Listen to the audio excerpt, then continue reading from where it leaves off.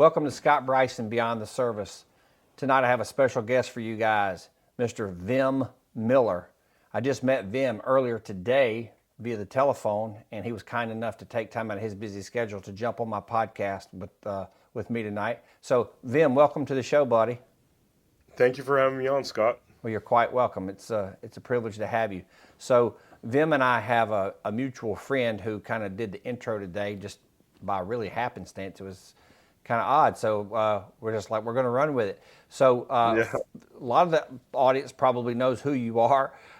Some of them might not. So just for the sake of the people watching this that don't really know your name, you give a quick little overview, 2 to 3, maybe 5 minutes of what we were just talking about off camera about who you are and what you're doing and all that good stuff. Just a little background on Vim Miller.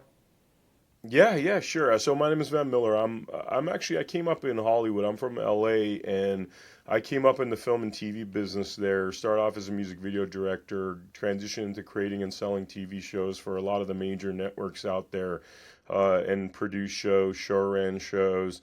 Was really involved in that entertainment business. Around 2018, I became a little, I guess, disenchanted with the film and TV business because after years and years of the same kind of repetitive behavior, I started to notice that, really what we're doing with media in this country is toxifying our youth, toxifying our culture. And this was a recurring thing because I went through the music video business while I was a music video director in the music business. Started noticing certain trends. Like I met Kanye West at a very early time in his career. I was actually one of the first directors he met before he even had a song out, and saw like, at the time he hadn't gone kind of AWOL with a lot of this Nazi stuff. He was really just producing what was at that time maybe more wholesome hip hop, and then contrasting that with what was existing back then, which was a lot of foul, promiscuous lyrics, a lot of stuff that you might say has demonic tendencies, things that I think have come more in the forefront of late. But very early on, I started to notice this in the early 2000s. And really, on a personal level, I went into the music business like loving music. And for 8 years, I didn't even want to listen to music because some of the stuff that was coming out was so foul, negative, and dark. Got really tired of that side of the, film and TV business, got into television, noticed the same things, you know what I mean? Where, rather than producing content and shows that actually is good for the American public. And, what I would reference is, give you a modern day comparison where you look at our TikTok or Instagram here, and it's basically more or less like a a lot of porn, a lot of over sexualized stuff, a lot of promiscuity. And then you look at China's TikTok, and these kids are solving algebra puzzles and doing intellectual pursuits, right? So didn't like being in that film and TV world, being part of the problem. So in 2018, I left and I started doing, other work, and really started to find myself working with other patriots around 2019, 2020. And I started producing content really to cover the gap of the mainstream media's lies. In 2020, we saw how the full mainstream media propaganda machine wanted us to get jabbed and want us to lock us up inside our homes so they could, with a concert with corporations, destroy the small businesses, destroy family businesses. And you see the pattern I'm talking about. It's like through music, destroy youth, through television, make Americans dumber, and lead to like not fruitful type of content, right? Then locking us up in our homes, destroying our small businesses, getting us jabbed with something that, until today it sounds like it's an injection and not a vaccine, but they sold us on a vaccine, right? Then the stolen election, or what people think was a stolen election, a lot of questions. January 6th, I just did a 3-part series with Ivan Raiklan, who walks us through the whole pipe bomber thing and what happened January 6th. And we still haven't seen all the evidence of what happened. There still is a cover up. All these terrible things that I think have destroyed this country. You know, I won't even say are destroying this country because I think we're in a rebuilding stage right now, potentially, if we could actually prevail, you know? So it was the constant seeing this evil coming at us, coming to at the American public, seeing these people with, purple hair wanting to sexualize their kids, and all that stuff just did not sit well with me. It felt very much like we're looking at the destruction of our country, and to sit on the sidelines and be content with making reality shows or brainless content was definitely not, it wasn't sitting well with me. I couldn't do that. I'm just not built of that fabric. So I started working with a lot of patriots, producing content to get the truth out there, which is really what we're doing for the last four or five, I wouldn't say 6 years. Much more actively so, I would say, in the last 3 years, like really active. And that's our goal. I run this company called the America Happens Network with my business partner, Mindy Robinson. We produce documentaries, podcasts, other forms of content to really get the truth out there and to really redefine the paradigm of what a network looks like, meaning, we have all these CNNs, Foxes, and all that stuff out there. Most of these companies are feeding poison, destroying our youth, destroying our country. And what if we did something that was opposite of that, And that's what we're doing. We're rebuilding what is the paradigm of a 21st century network that really represents where America should go as opposed to where it's been. Well, no, that's great. I'm glad you said what you're doing. I was going to ask. It's like um, people like me and you. I'm no Tucker Carlson or Bongino or Sean Ryan or whatever, but people like us, it's just natural and organic, and it's grassroots, and it's there's no agenda. Like, well, some people may have an agenda. Like, my agenda is I want the truth out. Whatever the truth may be, I want it out there, right? Whether it's about politics, the Epstein list, the jab, religion. For me, I'm a Christian, so I'm going to talk about Christian values and conservative values. That's what I talk about, and that's the great thing about our country is First Amendment. Like, you don't have to agree, but you at least have the. It's kind of like a free market. Like, I should be able to put my product out there. If you don't want to buy it, you don't have to buy it. Um, so I really appreciate you saying that. You said something that made me think about something completely off the wall, kind of off script, what we want to talk about tonight. But I'm going to ask you, and if you don't want to talk about it, it's totally fine. I'm sorry to put you on the spot. But when you were talking about Cali and all the crazy stuff that goes on out there and the music and everything, it sounds like we're very like-minded. I don't know you from Adam. We just talked on the phone earlier today for 2 or 3 minutes. But it sounds to me like we're pretty like-minded, at least with politics and the love for our country. What, if anything, can you tell us about Disney and P. Diddy and all that stuff? I mean, do you feel like getting into any of that, or you just want to Yeah, no, stay away from it? it's funny. I've been incredibly transparent about this and taken some hits actually because some of the stuff that I've already spoken about on public platforms, people come back at me and they try to say, because I actually knew P Diddy. I almost work with P Diddy. I've been to a couple of his parties, and you say something like that, people automatically assume you're part of this pervert, in child trafficking industrial complex that exists. And, I got to tell people the reality. It's not that cut and dry because, there's a lot of parties out there.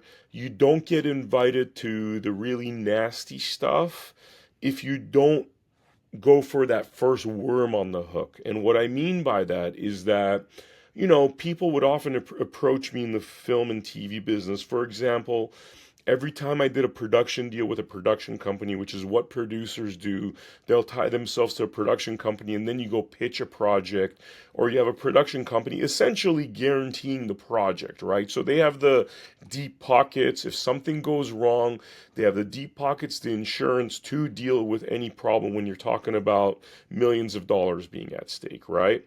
So every time I would do one of these, there'd be invitations of, oh, let's celebrate, we're about to embark on this adventure, and it was always the same thing. Let's invite a bunch of hookers and blow and party and all that stuff. And I never bit onto that hook because that was just never my thing. I mean, I'm truly at my core an artist. I enjoy the process of creating stuff, creating content, creating shows. So I would just never go for it. I'd just be like, nah, like dirty women that you're gonna call off of some, OnlyFans type website. That wasn't around back then when I was working, but it's just not my thing. Like, I don't want STDs. I don't find any enjoyment in some random woman that's had 100 hands on her. There's nothing attractive like that. It always perplexed me why some men would be into that, right? So I never went for that first hook. But what I do know is that if you do go for that first hook, then there's the second hook. Now they have you on the hook. Now they have you compromised. Now they have pictures of you doing lines of cocaine off of some naked woman's body. You know what I mean? Things that 99 out of 100 individuals I knew would go for. It just was not my thing. It was never my thing. So I would just be like, no, I'm not into that. I'd rather go watch a movie or hang out with some friends or whatever. So I never put myself in situations where then I would be invited to those dark rooms because it's not like they invite you to the P. Diddy party and because that's when you go to the parties, it's not like you walk in there and all of a sudden it's orgies and stuff. No, that stuff, especially for people that have actually read upon about the claims out there, it's usually in the private rooms downstairs. It's usually not in the center of the event, right? In order to get invited to those private rooms, there's layers that you have to go through where you're basically compromising your core beliefs. And I would just never go down that road. So, I was very much a young, geeky kid in the room, noticing that, this is not necessarily the kind of vibe I want to be a part of. But during my music video career, I had interactions with P. Diddy. P. Diddy actually ripped me off for $30,000 in 2005. I was warned not to sue him. I'd written a music video for him, and he went off and did it with another director, stole my concept after contracts were signed. And I wanted to sue him, but I was warned that, what, this guy's protected. You're not going to get far. You're going to get blackballed from the business. He's way too powerful, right? Not necessarily that he's a Fed informant and things like that we now have heard and have, clues to. But definitely that there was powers behind this individual that sort of made him untouchable at that time. And you find that a lot, by the way. That's a thing that now in my older age, I've realized that these people have an expiration date. Yes, they do evil for a couple of decades, sometimes 3 decades. Eventually, their usefulness runs out. Eventually, the people that are supposed to be protecting them throw them under the bus. Harvey Weinstein, another example of an individual like that, where everybody, knew. When I say everybody, I'm talking about the authorities that listen to phone calls that have feds out there.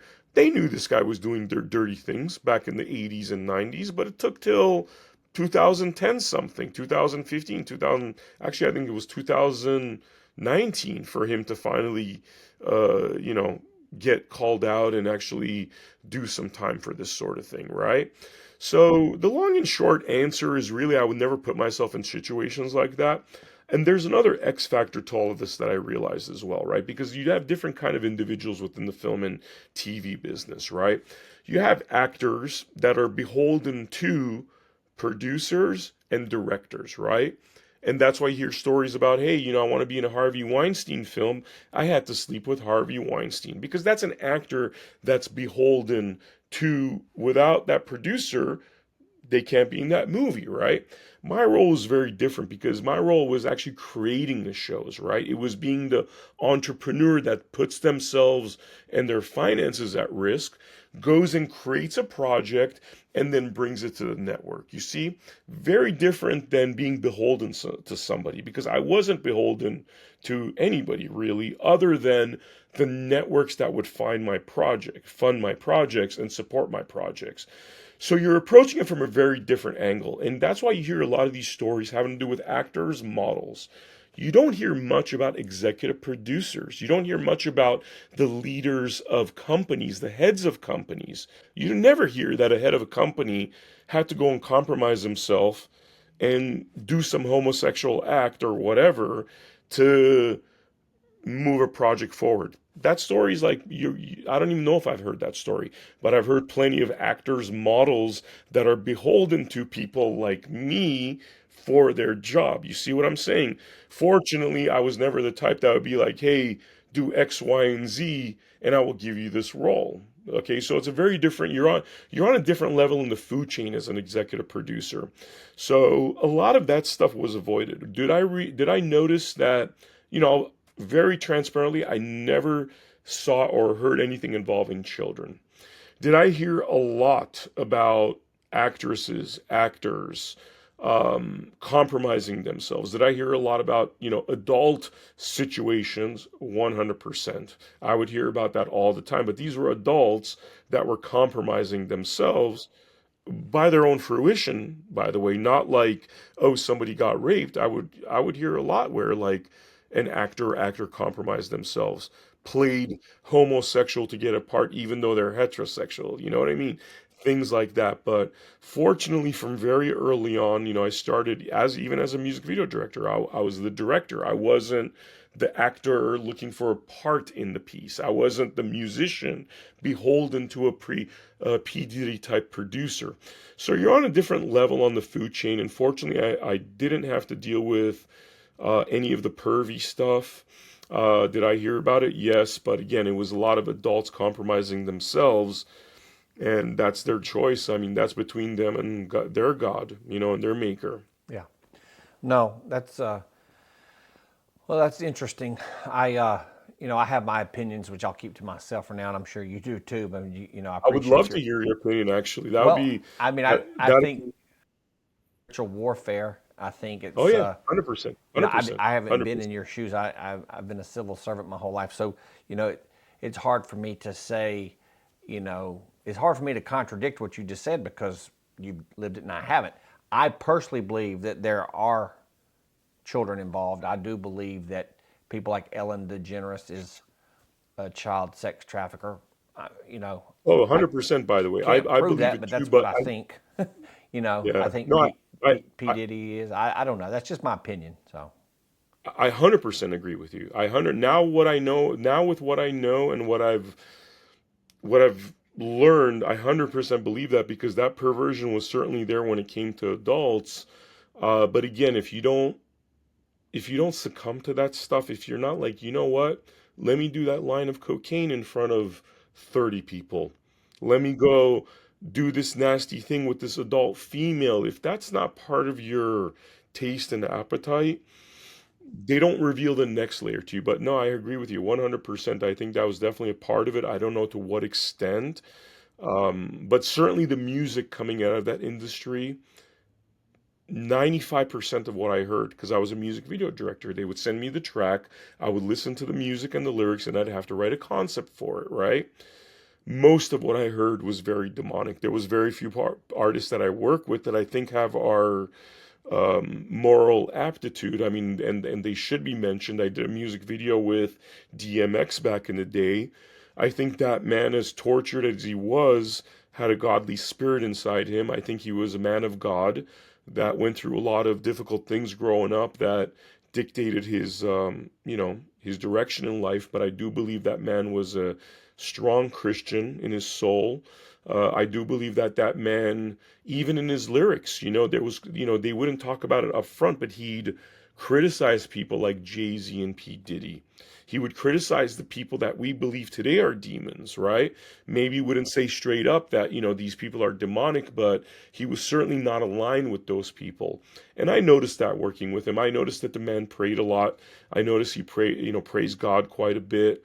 And I noticed he rejected a lot of these characters that we know now are just really bad dudes. yeah, yeah. No, that's good. I feel the same way. I saw a documentary on him in the last year or two, and of course he's been passed away for a while. So it was just I Yeah, don't know. It did my heart good to see that side of him, which of course they didn't really portray that often hmm, because that doesn't sell records, and that's not the yeah, that's not the MO they were going for.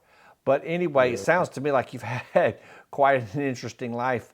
at least that portion of it. And then, so what I'd like to do is I'd like to transition. Sorry, I didn't mean to sidetrack us there for a minute, but I No, do no, that's appreciate cool. you talking about. I'd rather talk about these things because everybody's like, obviously I was accused of being the third assassin by a corrupt sheriff, but it's nice to really talk about, some of these topics, Yeah, Yeah. no, for sure, and we'll get there. That's kind of what we're. That's why I wanted to have you on. But I wanted you to tell your. I know you've told the story, but I wanted to give you another platform. Like I said, it's sort of a small platform right now, but at least we have a voice, and we're going to put it out there. We're just, the thing that I am trying to do, and I know I think I mentioned this to you briefly, is I'm just trying to speak truth to power, and Hmm. just let people, like I think, people like yourself and other law enforcement folks in my line. I just want to do across the board whatever I think is people would find interesting. I'm just trying to give people a voice to talk about their experiences, and if people want to watch it, great. If they don't, that's okay too. But this is what we're gonna do. So before we move on to the real reason I had you on, do you how much? I know we were talking a little bit off camera about the Epstein list and stuff, and just kind of keeping with the motif of what we're talking about now. Do you want to get into the Epstein thing at all, or you think we've beat that Well, horse enough?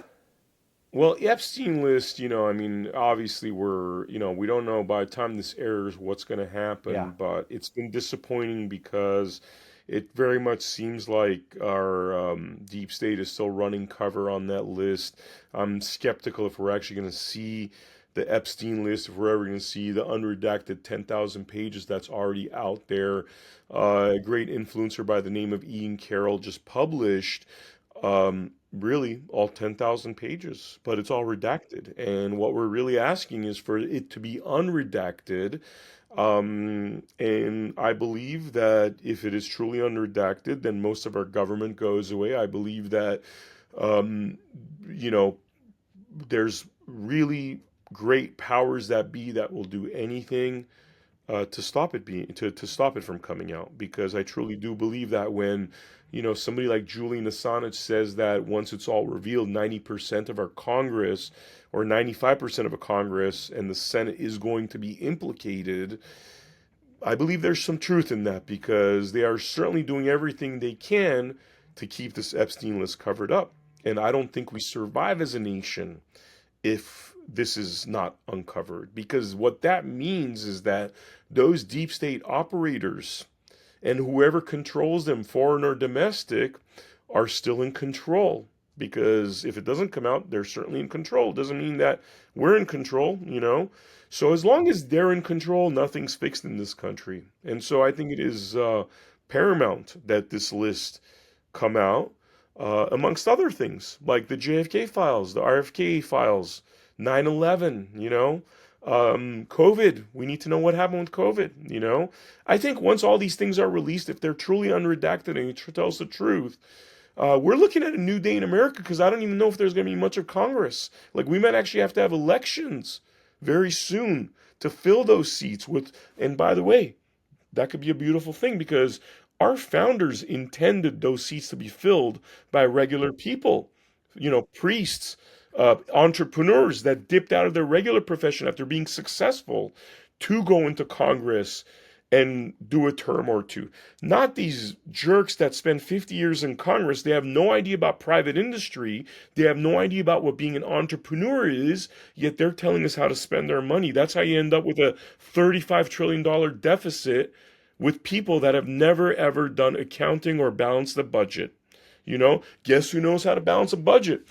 A priest running a church knows how to balance a budget. An entrepreneur who's run a successful business, whether they're selling hamburgers or whether they're selling microchips, those guys know how to balance a budget. Those guys know how to lead.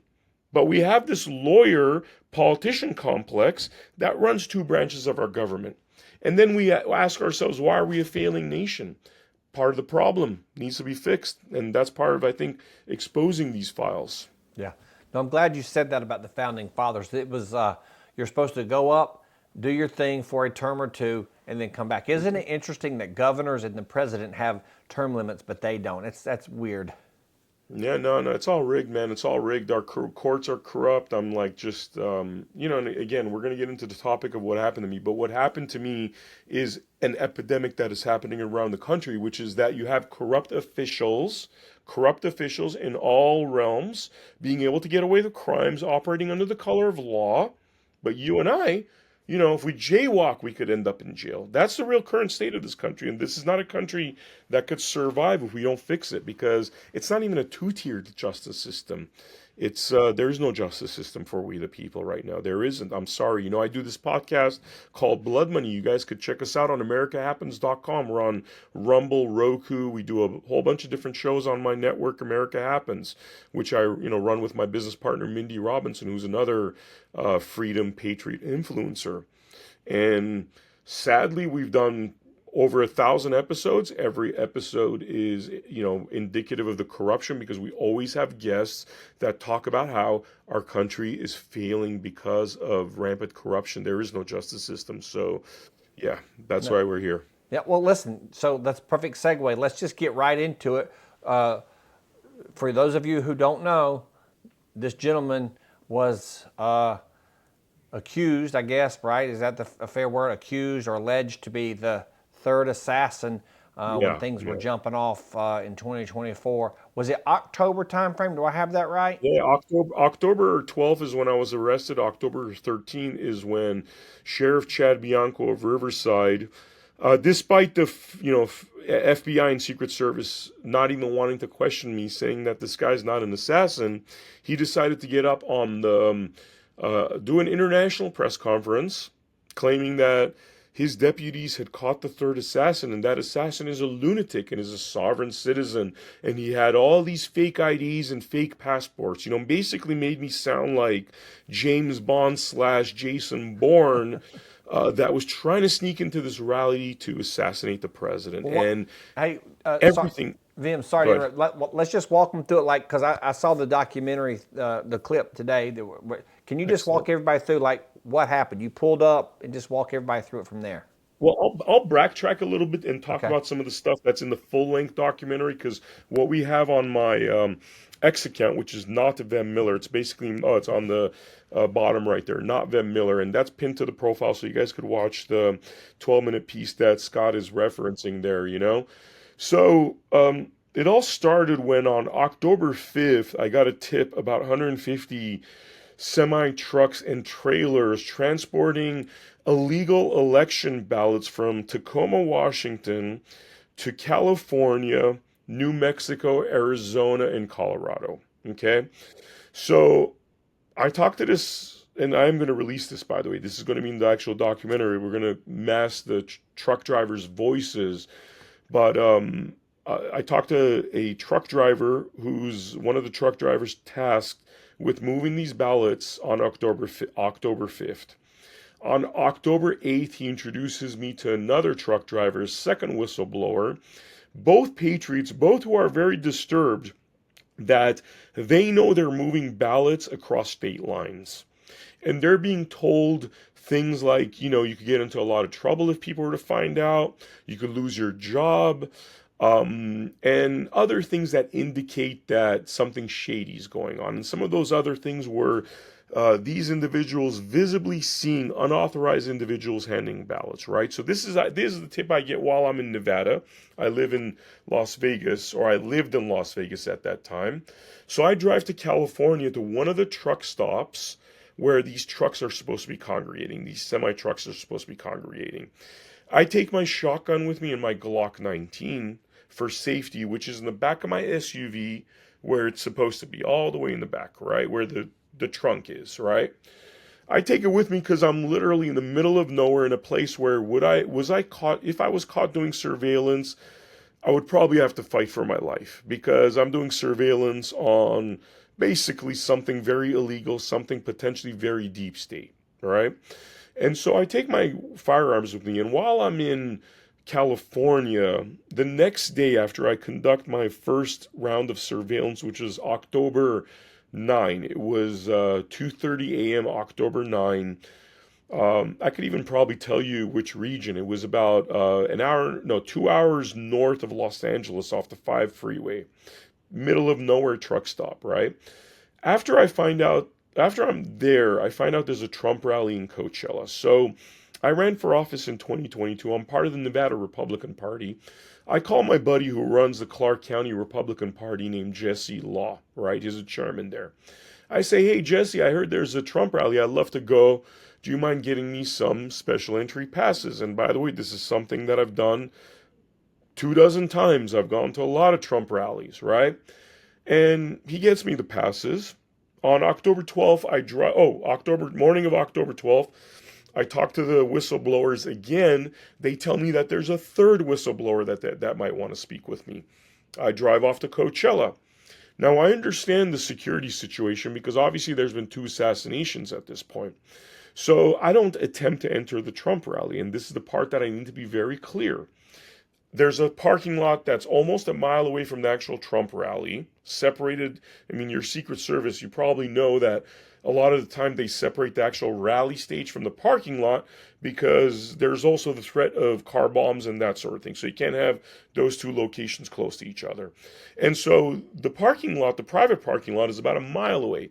Before I even attempt to enter the parking lot, and mind you, had I entered the parking lot, parked my car, I would still have to walk. What I've mapped is zero point 0.8 of a mile, which is almost 1 mile, right?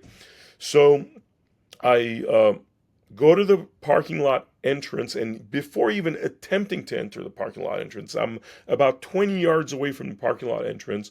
I see a sheriff's deputy on my left side, and I drive up to him from my own fruition. I offer, firstly, I say, hey, just being honest with you, I'm from Nevada, got a couple of firearms with me, I'm part of the Republican Party. And really, what I was looking to do is put his mind to ease. First, be very transparent, put his mind at ease. And I also offer for them to hold on to my firearms and I could pick them up later at the police station. This deputy tells me to pull over. And then another deputy comes about a minute later. And he says, what are you doing here? He's not even aware of why I'm parked there. So I repeat the same information as you heard in the documentary. It's very clear. I repeat this information in the second deputy. So at this point, I've repeated this information 3 times, which is that I declare my firearms. I offer them to hold on to my firearms. I'm clearly not there to harm anybody. And anybody that looks at my profile, I mean, I'm a patriot. I produced 1,000 pieces of content minimum to support the president, who was then a candidate. And what happens next is, after 2 minutes of waiting there in this cul-de-sac, one of the sheriff's deputies comes, tells me to exit my car, puts me in handcuffs, and that's where the ordeal began. From this point forth, I was put under arrest. There was an unlawful search and seizure of my car. They put me through what I call medical torture in a 110-degree car while I'm feeling ill. They kept me from the supplements that would deal with the health issue I was having at the time. And they take me to jail. And around 1:30 a.m. on October 13th, I'm released. The next morning I wake up, I start seeing all these articles coming out about, first it's saying that a gunman was arrested, okay? Then the articles, as the morning's going on, become an assassin. And then I start realizing they're talking about me. And then I learned that Sheriff Chad Bianco is about to have a press conference to talk about this third assassin. And that's when I recorded an hour. This was about an hour before Sheriff Chad Bianco actually held his press conference. I recorded an hour-long message that was then released to the public that night, which went very viral, that told the true version of what I'm telling you right now. And mind you, that recording that I have in my 12-minute preview of the documentary, I hadn't had possession of that because that was in my car, which was impounded. I had a little handheld recorder, which I had left in the cup holder, and that thing ended up recording for 12 hours. So the entire interaction of me driving up to the police and everything that I told you was actually recorded on audio. So we have evidence. And not only was that recorded, 12 hours more were recorded while they did the unlawful search and seizure of my car, right? And we captured a lot of stuff in there, like them knowing I'm not an assassin, them knowing that this is basically police misconduct.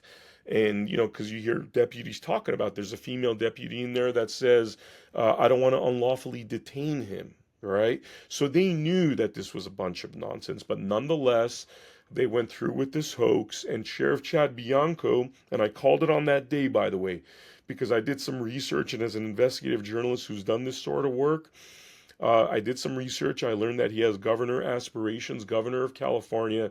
I said this piece of crap is doing this because he wants to be the hero that saved Trump from the third assassination attempt. And lo and behold, about a week and a half ago, Sheriff Chad Bianco declared his run for governor of California. And ironically, he's running as a man of honesty, which once we get done with Chad Bianco, and I mean my, extended media team, some of the folks which Scott, um, we're going to expose that, this is a man that's a habitual liar, that this is not the first time he's lied in order to attain more power. But that's basically the long and short of it, is that he tried to, or he did character assassinate me so he could raise his fame in front of the public light, so he could get on Fox News. And everything he said categorically was BS. And when I say everything, Scott, I mean everything. They lied and said that there was a $5,000 bail. There was no bail. They lied and said I had fake IDs. I had no fake IDs. They lied and said I'm a sovereign citizen. Well, to be a sovereign citizen, you have to be anti-government, which doesn't make much sense since I'm supporting government candidates and I actually ran for government office in 2022. So everything he lied about, and the tragic thing about all of this, Scott, is that we're here doing this interview early March, and this man's committed a crime, which is that, reporting a false assassination is an actual crime. Reporting false information to the feds is a crime. And thus far, he's running for governor. He's trying to attain more power. There is no law enforcement that's trying to hold him accountable. And so that's where we're at right now, Scott. They're trying to do these, unconstitutional misdemeanor charges, saying I was carrying a loaded firearm in public, and the audio evidence exposes that I was carrying nothing because the firearms were in the back of my car. And subsequent to that, he gave false information to the Las Vegas Metropolitan Police Department. They showed up with 12 anti-terrorism officers to my parents' home thinking that's where I lived. They tried to unlawfully raid my parents' home. They threatened my parents. And by the way, the body cams to both these events continue to be concealed by these two corrupt police departments because they know if they release the body cams, they're in big trouble. Chad Bianco, his already discredited campaign for governor, becomes that much more discredited. We will realize that they were trying to basically off me because what they did is that they are in possession of my firearms. They know I'm not an assassin. The feds have cleared me, but yet over a day and a half after the feds and the Secret Service have said we don't want to even interview this guy, Las Vegas Metropolitan Police Department gets a call from Riverside Sheriff's Department. And they claim that I have possession of my guns, which they know I don't because they're in possession of the guns. They claim that I'm armed and dangerous and that I'm a potential assassin. And then 12 officers show up to my parents' home looking for me, right? And you could imagine if I was there, if I flinched, I would have been shot down, right? You know how those situations are when cops are given bad information and they come in hot and heavy thinking that there's some evil bad guy, right? So there's all sorts of crime and scumbaggery that goes along with the actions of Sheriff Chad Bianco and his department. And for that, by the way, one last thing I want to mention here is we've actually created a link to our website, which is americahappens.com. Everybody could go and check it out. It's a tab called The Third Assassin Hoax.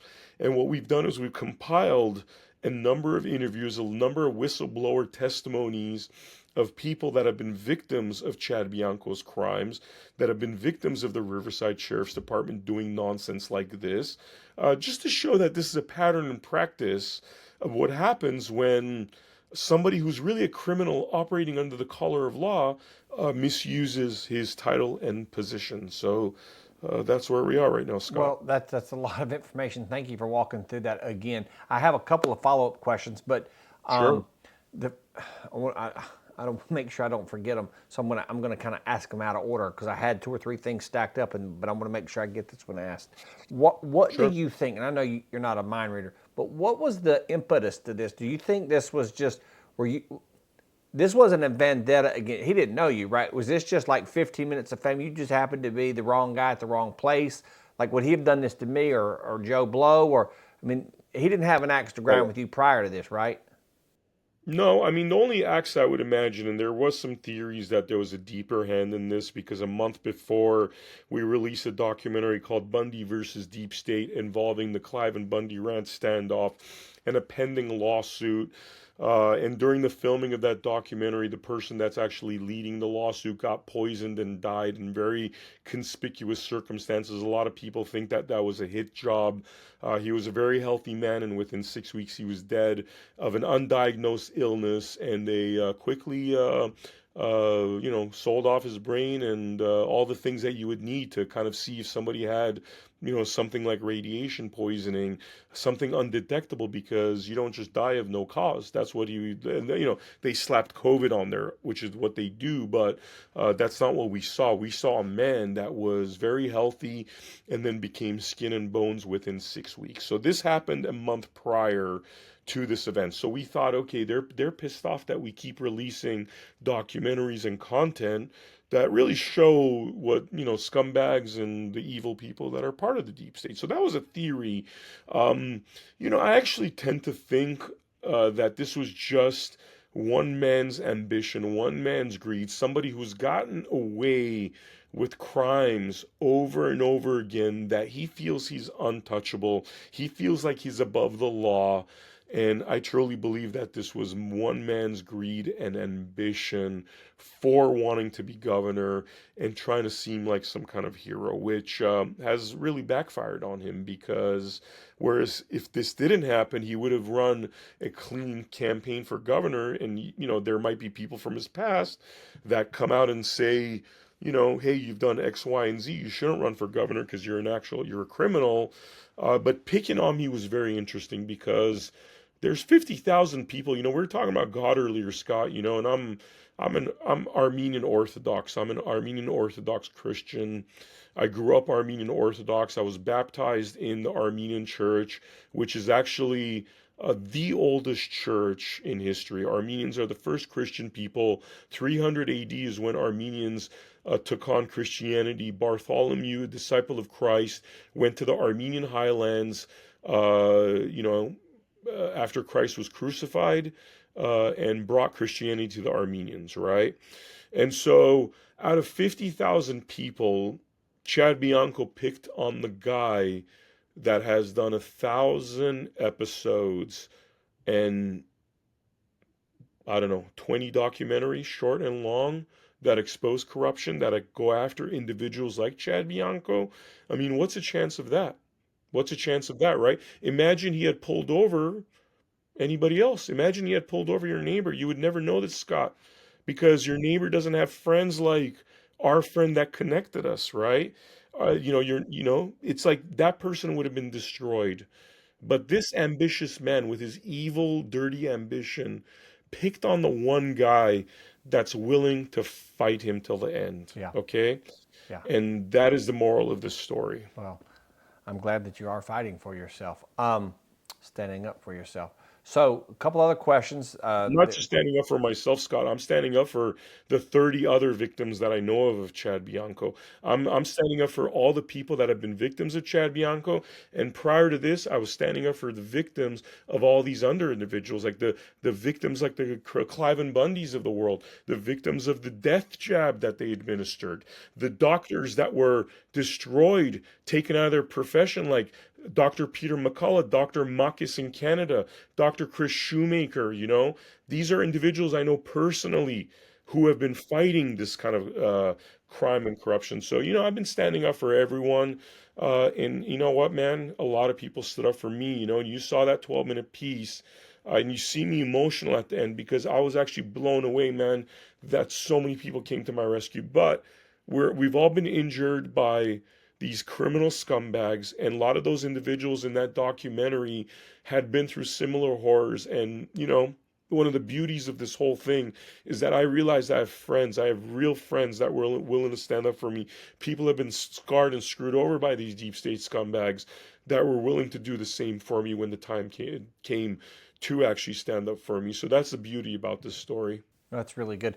Did you happen to, by chance, have you ever had a chance to meet Dr. Robert Malone? I have actually, yes. Yeah. I don't know Dr. Robert Malone as well as I know Dr. Peter McCullough or some of the individuals that I mentioned, like Dr. Marcus, Dr. Shoemaker, Sherry Tenpenny. I mean, you name them. I probably know 80% of these doctors Yeah. on a personal basis. In fact, I'm on a chat with all these guys, and I believe Dr. Malone's in that chat, and 150 something doctors on there that were the freedom doctors Yeah. that stood up to this tyranny, lost their license, were sued by medical boards. So yes, I know a lot of these people.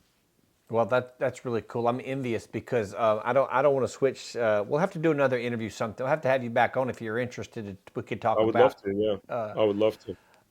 COVID It's actually a great 19. pleasure knowing that you're former Secret Service and you're a good guy. You're one of the good ones out there. And the irony of all this, because I was just at Mar-a-Lago 2 weeks ago, full security clearance, Secret Service, saying hello, and it's just the irony of it, because there's a lot of good people within our system, but we have these nefarious scumbags in the deep state that are, they're doing no good for us in this country Oh, right for now. sure, for sure. I mean, and again, we'll save this for another time, and maybe I'll come on your show or something. But Would love that. because I'm a not a medical professional, I don't carry the street cred or whatever you want to call it. And I understand that because, like, if someone's a Mhm. doctor or what, I totally get it, or a human biologist or whatever, I understand they know more about it than I do. However, because my livelihood was being threatened, my wife and I did copious amounts of research, and Dr. Peter McCullough and Robert Malone were our go-to guys on the internet because I was trying to save my job. Because when Trump was in, it was the worst thing ever. Operation Mm. Warp Speed was dumb, and then as soon as Biden and Harris got in, it was the best thing since sliced bread. So once they politicized it, I was out. And Yeah. I'm called an anti-vaxxer and all that other stuff. I've had 1,000 vaccines from my old job. I mean, I'm not an anti-vaxxer. I just wanted more information. But again, I'm not ready to go down that rabbit hole. But I'm very envious that you know those guys because they're my idols, and I don't even. It's hard for me to move. It's hard to move the needle for me. I've seen so much and done so much. It's just hard for me to get excited. I would love to meet those guys sometime. So uh, I'm glad that you know them. That's really Yeah. good. What I wanted to ask was, what was the charge that they locked you up for, uh, or and then I got three questions, I guess, in one. What was the So it's charge? funny. It's funny what they lock me up. And it's funny because they changed the charge because I think they realized how stupid the charges were. Right. The initial charges were that I had my mag in the gun, which was actually incorrect. While it was in the gun, it wasn't fully loaded because, as you know, Glocks, you have to click them in. There's a click mechanism. You could actually put the cartridge in there, but it's in there. But unless you click it, it's not actually ready to be to get the bullet in the chamber. So one of the charges was that the mag was in the gun, which apparently in California you have to have it fully separated. Uh, don't ask me why, because I know the criminals don't have it separated. So they're adding a 3 second delay there, during which you're pretty much dead and or injured, right? Um, Now that was one of the charges. The other charge was that my gun had 14 bullets instead of 10 bullets, and they call that a high capacity magazine. Well, when I went back to Nevada, I still don't have my guns back. So what I did is I went and bought the exact same Glock, and in Nevada, the Glocks come with standard 14 bullet mags. That's what they come with. You just buy one off the shelves, 14 bullets. California is actually one of the only places where they special create 10 bullet mags because of their silly laws, right? That's what the initial charges were. Once the DA, filed the charges, that turned into carrying a loaded firearm in public because I think they realized that it's very silly when they're selling a standard 14 bullet mag, and it's also very silly to accuse somebody of having their mag in the gun, which was incorrect in the first place. So they got rid of those ones and turned it into carrying a loaded firearm in public, which is also ridiculous because in California, apparently, they could get you on carrying a loaded firearm in public, even though you're not carrying a loaded firearm in public. Basically, they could stretch the definition of that to say that, oh, having it in your trunk is carrying a loaded firearm in public. Now, the issue that they're facing, which is very clear because we've gone through one pretrial hearing and we're approaching a second pretrial hearing now, is that they won't release the body cams. They won't release them. And why aren't they releasing the body cams? Well, I could answer that question. You know, everything I've said, by the way, Scott, I've been from day one. I haven't changed my tune, right? And the reason they won't release the body cams is if they release the body cams, guess what? They have no charges because what they're going to find out when they release those body cams is that this whole thing was police misconduct. It was unlawful search and seizure was a constitutional violation, right? So they're saying, oh, we can't release the body cams. And guess what happens there? You get continuances and continuances. And so Sheriff Chad Bianco is playing this very corrupt game, you know, typical of somebody corrupt like Bianco, which is that he's trying to play a delay game so he could, go out there and do his governor rounds and all that stuff with the hope of becoming governor. Because should these body cams be exposed, we're going to find out for the thousandth time that Sheriff Chad Bianco is a pathological liar, and so they won't release the body cams, you know, go figure. And then, so did you have any interaction at all with FBI or Secret Service at all?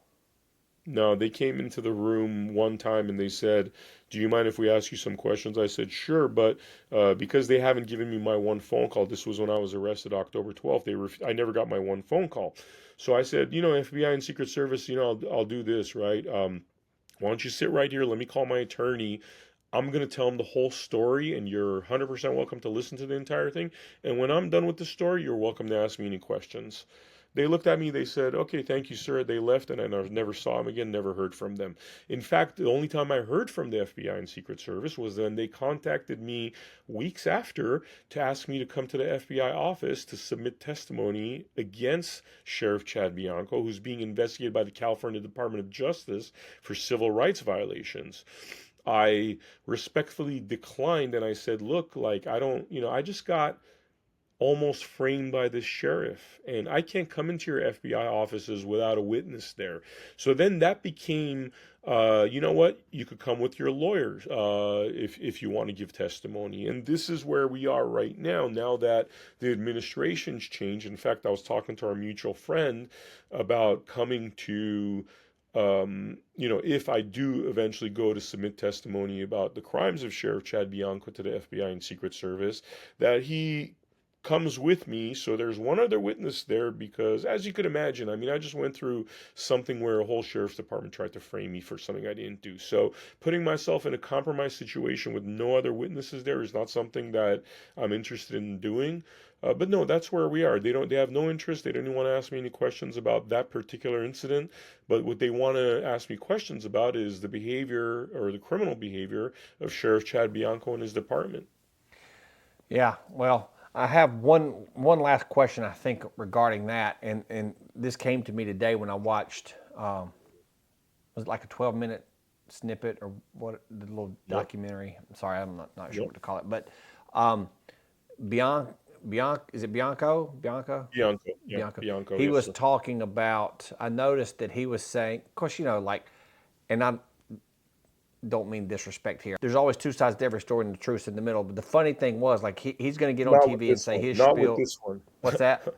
Not with this one. There No, is no no, I truth. know. I'm just saying, but you know what I'm This is saying. Like, 100% he's a liar. Yeah. no, I get it. But like, he was doing his spiel. But my question is this: did he even realize that you had the audio recording? He's a scumbag, man. I don't know what to tell you. He's a scumbag. He lied straight up, and you heard the audio recording, and then you hear him on Fox News blatantly lying, saying that I'm lying about my version. Well, what he wasn't aware of at that time is that when my car was impounded, I have this little handheld recorder I bought for $41 off of Amazon. Actually, the best investment I've ever made in my life. Honestly, has saved me a few times because there's a lot of Chad Bianco type characters. And so when I was driving up to and again, God's God's very powerful, man. It's like I didn't even think about the fact that as I'm driving up, just subconsciously my hand reaches to my handheld recorder and I turn it on. And I left it in the cup holder. So imagine, I'm arrested, I'm put in the back of a police car. This little handheld recorder is just sitting there in my cup holder, right? So I start thinking to myself that, you know what, these cops probably found it and they scrubbed that, right? But they didn't scrub it. And so when I got my car back a week later, that video clip you saw was from October 15. When I got my car back, October 20 is when I finally got my car back. Obviously, the thing was out of batteries. I didn't even listen to the audio recording till October 21. But when I listened to it, yes, it was indeed preserved. And yes, everything that I said from day one that I repeated over and over to the press indeed turned out to be true. And as a token of that, it proved that everything he was saying was a lie. So no, he had no idea. And probably the lag between, me exposing that audio because I just didn't have possession of my car probably gave him more confidence to continue running his mouth and lying because it wasn't instant. But then I got my car back and the recording was preserved. And we all know that Sheriff Chad Bianco is an absolute liar now. And there is no middle ground with this. This isn't like a he said, she said, guy gets divorced and girls saying, oh, he was abusive. And she's saying, oh, she's lying because she wants to get my money or whatever. No, he lied about 100% of everything. I said 100% the truth from day one. And that's why I recorded that video on October 13 when I heard he was saying a press conference, because at that time I was thinking, okay, I have the audio recorder in the car, but there's also the body cam. So there's two pieces of potential evidence out there that verify my story. So I confidently went out there. 200 something thousand people, actually a lot more, because probably millions saw that video because they actually ripped it and put it on TV networks. Turned out I was 100% truthful, and turned out he was 100% lying. Oh yeah, yeah. I don't think I offended you. You don't strike me as the Oh no, guy you didn't who offend has me. thin Yeah. skin. But I was Yeah. just saying, had you not had that recording, you would have kind of been up a creek without a paddle. And so I'm just thankful you had the recording. That's why I was just trying to draw that Yeah. out for the audience, because I don't think that if people haven't seen that documentary, they wouldn't know that. So it wasn't a Yeah. he said, God, she God, said, but man. God, it God, what's God. that? It's God's work. Yeah, It's yeah, yeah. God's I mean, work. had you It's not all had it, God. it would have All been God. Yeah. like really tough. Yeah. Well, listen, man, it's really this hour has flown by. I really appreciate you doing this. I know I said that earlier on short notice. I would really like to continue this conversation sometime. We could get into the J6 stuff, the COVID stuff, because I Yeah. got some things I'd like to get off my chest about that as well. Does that sound like something you might be interested in? Man, I would love that. I would actually love to have you on my Blood Money podcast ASAP. Let's definitely schedule that, because I have a feeling your stories are going to be even more interesting than the story I just I don't told know. you, That was having pretty interesting. Secret That's Service, pretty scary. Yeah, yeah, it's interesting, man. I don't know. God chooses people for different things. I don't look at this, even though it's been very hard. I look at this, like I said, man, 1 out of 50,000 people, it could have been anybody else and you wouldn't even know this is going on. Yeah. But, God put me in a situation where I have an opportunity to stop somebody that is a harmful individual, that is pretty much your deep state prototype. And you see the shades of that with the way he's supported by certain outlets that tend to support these kind of individuals that are captured, Yeah. and so I look at it as an opportunity. I look at it as, it's God's work in order to stop him from harming anybody else and Yeah. make an example out of him. So it's sad that it's taking this long, because we shouldn't be here 5 months later and this man is still running around with impunity, running for governor. But you know what? We're going to make an example out of him. Well, it's just like the story of Queen Esther, such a time as this. So God doesn't do random, and he doesn't make mistakes. And I really appreciate our friend introducing us today, and I Mhm. appreciate you coming on, and we'll see you soon, buddy. Awesome, brother. Thank you.